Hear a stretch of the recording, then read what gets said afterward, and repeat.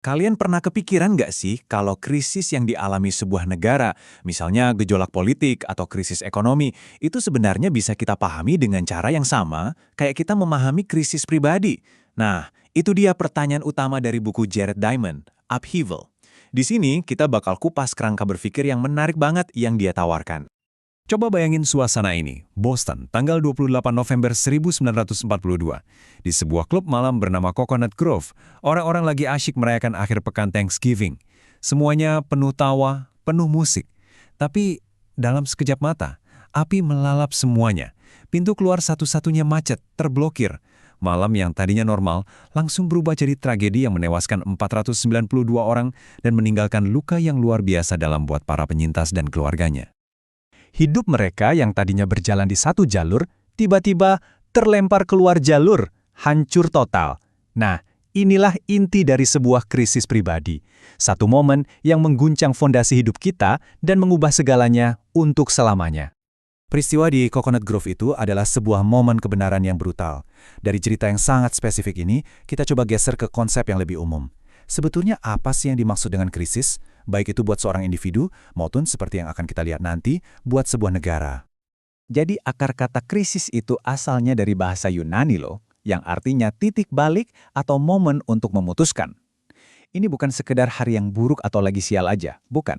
Ini tuh sebuah persimpangan jalan yang memaksa kita untuk berubah karena jalan yang lama udah nggak bisa kita lewati lagi. Oke, nah sekarang kita sampai di ide utama buku ini.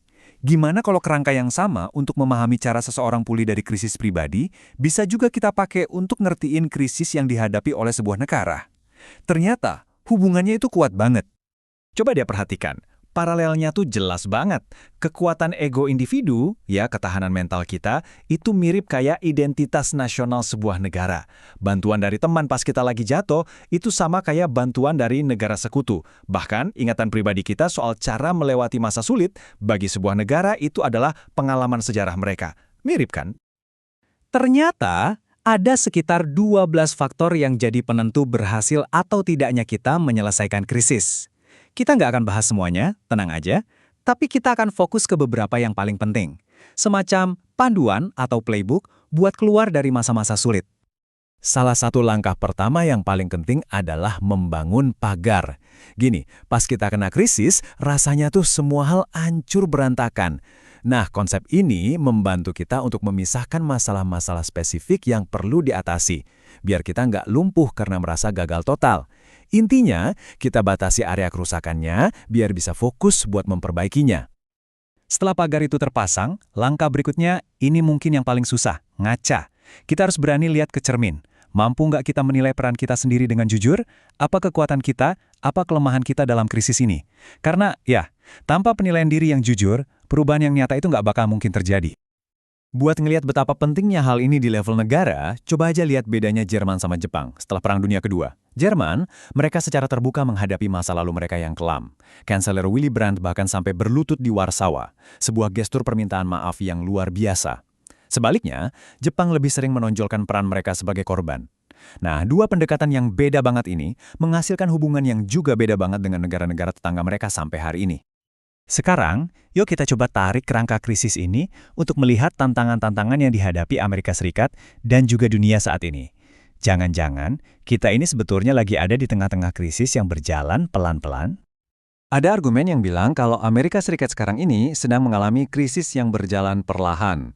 Gejala utamanya, runtuhnya kompromi politik. Jadi kemampuan untuk bekerja sama lintas partai yang dulu jadi tulang punggung demokrasi di sana, sekarang tuh makin terkikis abis. Coba deh lihat data ini. Selama 220 tahun pertama sejarah Amerika, cuma ada 68 nominasi presiden yang diblokir pakai taktik filibuster. Sekarang bandingin sama ini, cuma dalam 4 tahun pertama masa jabatan Presiden Obama, ada 79 nominasi yang diblokir. Angka ini nunjukin bukti yang sangat nyata kalau kompromi politik di sana itu lagi lumpuh. Gejala lain dari tekanan nasional ini adalah ketimpangan ekonomi yang ekstrim. Angka di layar ini, 130 juta, itu adalah jumlah orang Amerika termiskin. Dan yang bikin kaget, total kekayaan mereka semua, kalau digabung, itu setara dengan kekayaan hanya 3 orang terkaya di sana. Statistik kayak gini nunjukin ada keretakan yang dalam banget di struktur sosialnya. Tapi krisis ini nggak berhenti di batas satu negara aja. Skalanya jauh lebih besar. Ini adalah krisis global. Seluruh umat manusia sekarang ini menghadapi tantangan kolektif yang mengancam masa depan kita semua. Ada 4 ancaman besar yang saling nyambung satu sama lain. Risiko perang nuklir, dampak perubahan iklim yang udah nggak bisa kita bantah lagi, menipisnya sumber daya alam yang kita andalkan buat hidup, dan ketimpangan global yang memicu banyak masalah. Ini bukan lagi masalah satu negara, ini masalah kita semua.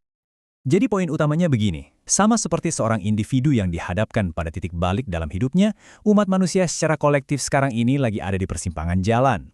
Kerangka dari Jared Diamond ini bukan cuma ngasih kita cara buat memahami masa lalu, tapi juga mengajukan pertanyaan yang sangat mendesak tentang masa depan kita. Pertanyaannya bukan lagi apakah kita akan berubah, tapi bagaimana kita akan memilih untuk berubah.